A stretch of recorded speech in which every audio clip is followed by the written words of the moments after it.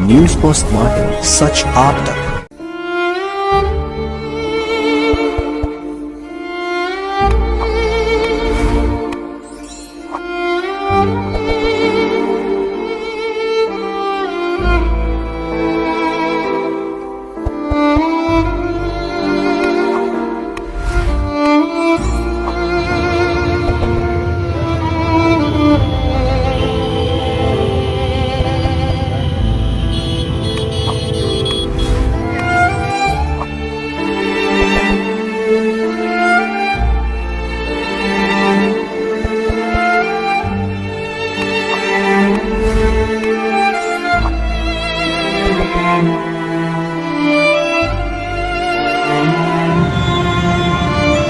जोहार, मैं गायत्री शर्मा और आप देख रहे हैं न्यूज पोस्टमार्टम।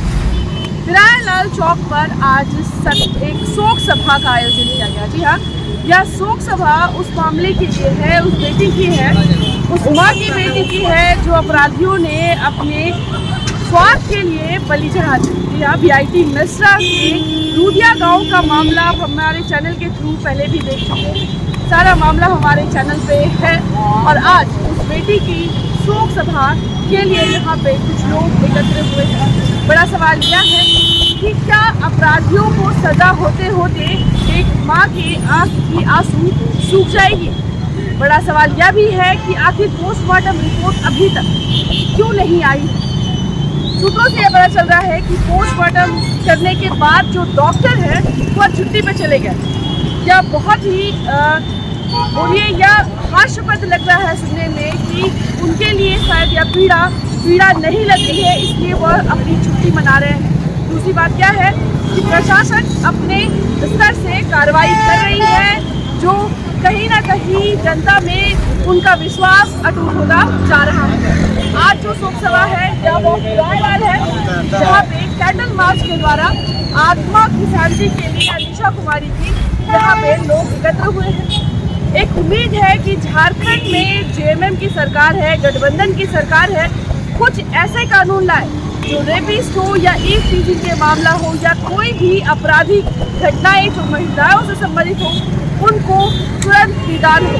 इसी उम्मीद से आज हम बाकी लोगों से भी जुड़ते हैं। कुछ महिलाएं हैं यहाँ पे और क्या रीजन है, किन किन बेटी के बारे में आज यहाँ पे एक साथ शोक सभा आयोजित किया गया वह भी जानते हैं। चलिए सीधे जुड़ते हैं उनसे।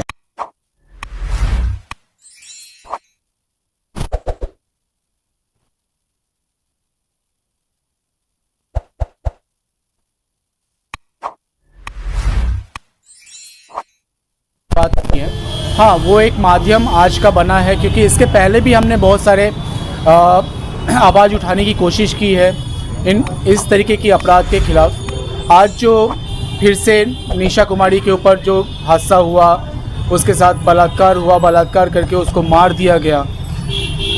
हम सिर्फ सरकार से मांग करना चाहते हैं कि इन सभी चीज़ों पे ध्यान दें और जल्द से जल्द अपराधियों को सज़ा मिले और कड़ी से कड़ी एक एग्जाम्पल तैयार करें, जिससे लोगों के अंदर एक डर पैदा हो कि अगर इस तरीके का कोई घटना वो करते हैं, अपराध करते हैं, तो उसका क्या परिणाम हो सकता है, उसके परिवार के साथ क्या परिणाम हो सकता है। सिर्फ उस इंसान के साथ नहीं होना चाहिए जिसने ये घिनौना काम किया, उसके परिवार के साथ होना चाहिए, जबकि उसको समझ में आए कि सिर्फ मैं अगर अपराध करता हूँ तो इसमें मेरी पूरी परिवार को सज़ा मिलेगी।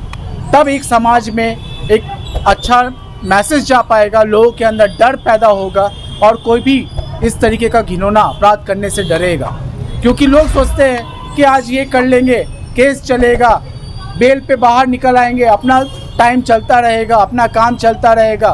बहुत सारे ऐसे केसेस होते हैं, बहुत सारे रेप केसेस ऐसे होते हैं। मैं एक केस के बारे में जानता हूँ, मुंबई में हुआ था, ये झारखंड की नहीं है बट फिर भी मैं उस बात को शेयर करता हूँ। जब उस केस का जब निर्णय आया तब उस महिला को मरे हुए, जिसके ऊपर बलात्कार हुआ था, उस महिला को मरे हुए 3 साल हो चुका था।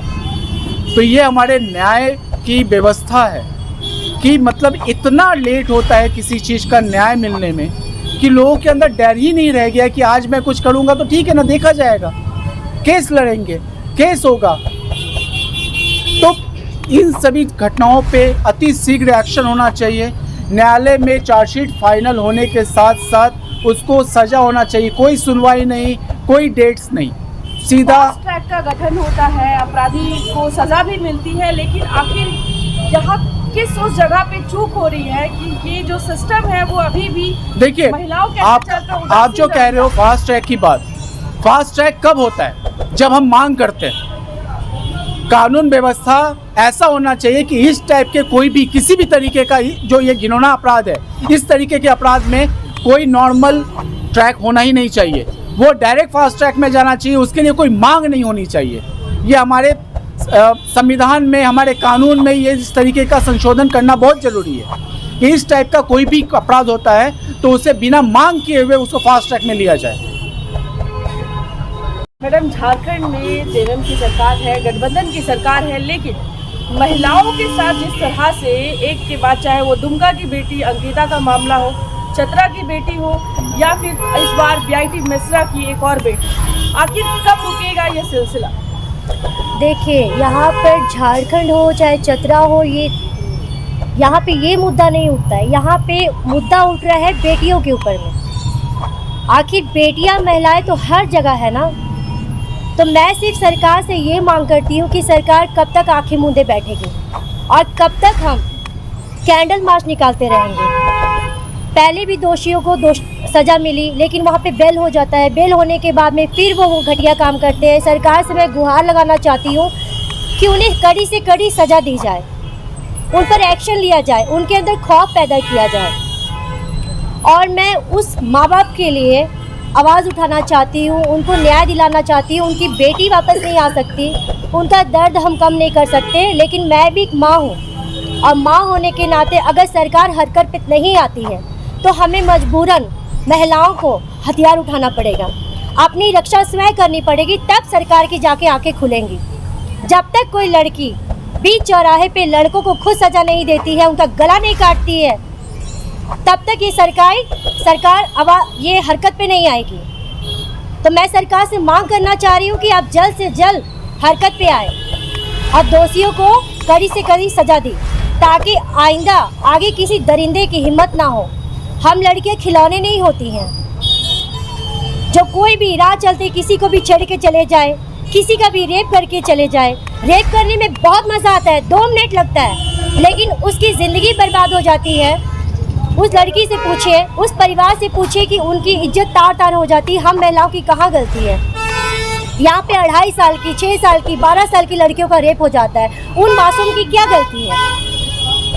तो बस मैं मांग करना चाह रही हूँ कि दोषियों को जल्द से जल्द कड़ी सज़ा मिली, तब उनकी आत्मा को शांति मिलेगी, उनकी माँ को शांति मिलेगी, और आगे से कभी भी महिलाओं के साथ एक घटिया घिनौना हरकत ना हो। नहीं तो हम महिलाएं बहुत मजबूर हो जाएंगी रोड पे ये सब हरकत करने के लिए। अब हमें जागना होगा। बेटी पढ़ाओ बेटी बचाओ, कहाँ तक सहमत है इस नारे से? सहमत मैं बिल्कुल नहीं हूँ अभी, क्योंकि कहाँ बच रहा है बेटी, कहाँ बच रही है बेटी, कहाँ पढ़ पा रही है बेटी? सिर्फ लिख देने से, स्लोगन दे देने से कोई कैसे इस पे अमल कर सकता है? ये लागू करना होगा हमें, और हर औरत को आगे आना होगा।